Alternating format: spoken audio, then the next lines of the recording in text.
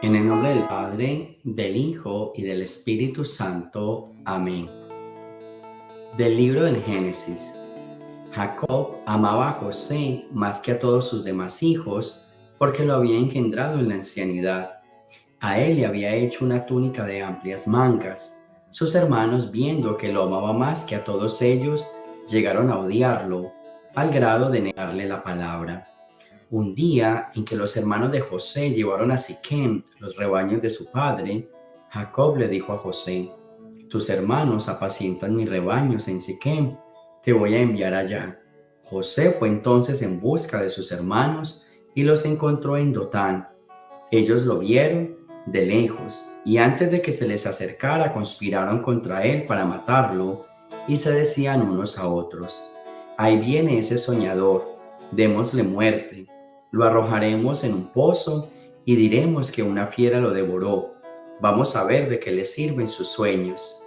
Rubén oyó esto y trató de liberarlo de manos de sus hermanos, diciendo: no le quiten la vida ni derramen su sangre. Mejor arrójenlo en ese pozo que está en el desierto y no se manchen las manos. Eso lo decía para salvar a José y devolverlo a su padre. Cuando llegó José a donde estaban sus hermanos, estos lo despojaron de su túnica y lo arrojaron a un pozo sin agua. Luego se sentaron a comer y levantando los ojos vieron a lo lejos una caravana de ismaelitas que venían de Galaad, con los camellos cargados de especies, resinas, bálsamo y láudano, y se dirigían a Egipto. Judá dijo entonces a sus hermanos: ¿qué ganamos con matar a nuestro hermano y ocultar su muerte? Vendámoslo a los ismaelitas y no mancharemos nuestras manos. Después de todo, es nuestro hermano y de nuestra misma sangre. Y sus hermanos le hicieron caso. Sacaron a José del pozo y se lo vendieron a los mercaderes por 25 monedas de plata. Los mercaderes se llevaron a José a Egipto. Palabra de Dios. Lectura del Santo Evangelio según San Mateo. En aquel tiempo Jesús dijo a los sumos sacerdotes y a los ancianos del pueblo esta parábola. Había una vez un propietario que plantó una viña, lo rodeó con una cerca, cavó un lagar en él, construyó una torre para el vigilante y luego la alquiló a unos viñadores y se fue de viaje. Llegado el tiempo de la vendimia, envió a sus criados para pedir su parte de los frutos a los viñadores, pero estos se apoderaron de los criados, golpearon a uno, mataron a otro y a otro más lo apedrearon. Envió de nuevo a otros criados, en mayor número que los primeros, y los trataron del mismo modo. Por último les mandó a su propio hijo pensando: a mi hijo lo respetarán. Pero cuando los viñadores lo vieron, se dijeron unos a otros: este es el heredero, vamos a matarlo y nos quedaremos con su herencia. Le echaron mano, lo sacaron del viñedo y lo mataron. Ahora díganme, cuando vuelva el dueño del viñedo, ¿qué hará con esos viñadores? Ellos le respondieron: dará muerte terrible a esos desalmados y arrendará el viñedo a otros viñadores que le entreguen los frutos a su tiempo. Entonces Jesús les dijo: ¿no han leído nunca en la Escritura: la piedra que desecharon los constructores es ahora la piedra angular? Esto es obra del Señor y es un prodigio admirable. Por esta razón les digo que les será quitado a ustedes el reino de Dios y se le dará a un pueblo que produzca sus frutos. Al oír estas palabras, los sumos sacerdotes y los fariseos comprendieron que Jesús las decía por ellos y quisieron aprehenderlo, pero tuvieron miedo a la multitud, pues era tenido por un profeta. Palabra del Señor. Bien, aquí encontramos varios detalles en la liturgia de la palabra de este día. El primero es la historia de José. Un dato curioso, y este dato es solamente como para que aprendamos algo.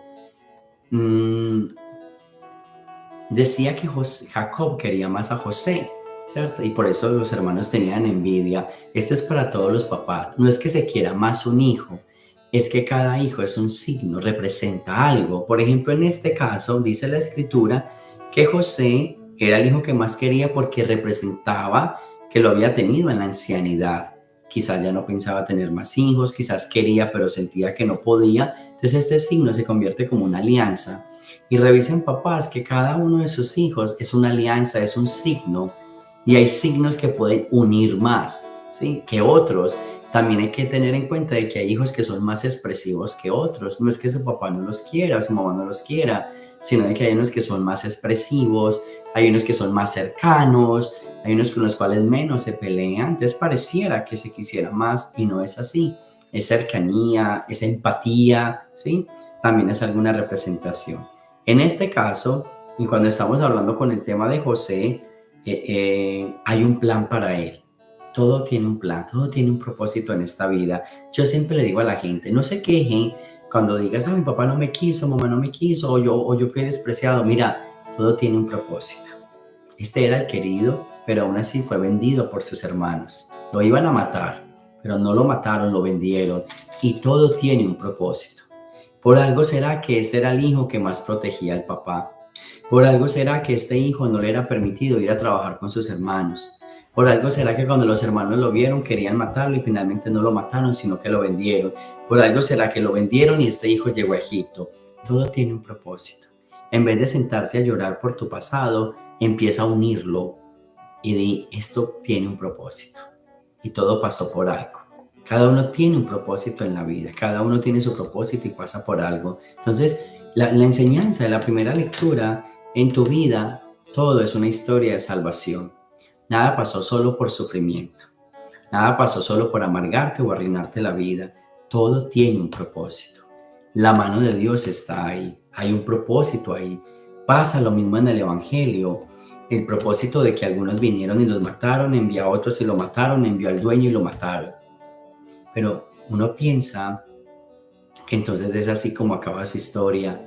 No, cada una de nuestras historias tiene un propósito, y ese propósito, cuando te confías y cuando te pones en las manos de Dios, es un propósito de salvación. Entonces, lo que yo les quiero decir este día es: no te lamentes por tu vida, no te pongas a llorar por lo que te pasó. Todo tiene un propósito, y quizás fue doloroso, y quizás fue fuerte, y quizás sea difícil de perdonar, de asumir, pero cuando lo miras con un propósito, lo único que vas a ver al final es la salvación. No es para sentarse a quejar ni a llorar, es para encontrar la salvación. Nuestra vida tan llena de sufrimientos, de momentos difíciles, cada uno, quizás hay unos que sufrieron más, que pasaron más cosas difíciles, pero si te pones a pensar en tu vida y la trazas, lo único que vas a encontrar al final es la salvación. Si te pones a llorar, te vas a quedar ahí en el dolor, y lo único que vas a perder es disfrutar de la salvación. Lo que hoy el Señor nos quiere decir: por más que hayas sufrido, todo tiene un propósito, y lo único que quiere Dios es utilizar cada una de nuestra historia para llevarnos a la salvación. Qué difícil fue para Jesús llegar a salvarnos y que lo mataran en una cruz, pero el propósito era salvarnos y llegó a la salvación. Qué difícil era para José, que sus sueños eran solo para informar y para ayudarnos a todos, pero lo único que consiguieron es la envidia de sus hermanos, que lo vendieran y allá llegar a la salvación del pueblo. No te sientes a llorar, traza tu vida como ese propósito. El único propósito que Dios quiere para cada uno de nosotros es la salvación. No llores, no llores, no te culpes, no te sientas mal, no te frustres. Hoy te diste cuenta de tu error. Listo. Hoy te diste cuenta de lo que Dios quiere contigo. Hoy ya estás bien, ya saliste de tu sufrimiento. Coge todo eso y conviértelo en historia de salvación. Todo tiene un propósito. Simplemente hay que saber encontrarlo. Por eso siempre les digo, tenemos dos opciones. O te sientas a llorar de lo que ya pasó, o te sientas a encontrar propósitos para llegar a la salvación. Dios quiere salvarte y va a usar, va a utilizar, se va a valer de cada situación difícil de tu vida para llevarte a la salvación. No importa lo que hayas sufrido, lo que importa es que Dios quiere salvarte. Déjate salvar, sigue adelante, encuéntrate con Dios y Él sanará todas tus heridas y hará de cada herida una historia de victoria, que su final es el encuentro con Él. Ánimo, no te rindas, no te amargues, suelta, perdona, libérate, entiende, mira propósitos y al final encuentra al Salvador. Gloria al Padre, al Hijo y al Espíritu Santo, como era en el principio, ahora y siempre, por los siglos de los siglos. Amén. El Señor esté con ustedes y la bendición de Dios Todopoderoso, Padre, Hijo y Espíritu Santo, descienda sobre ustedes y me los acompañe siempre. Jesús, María y José.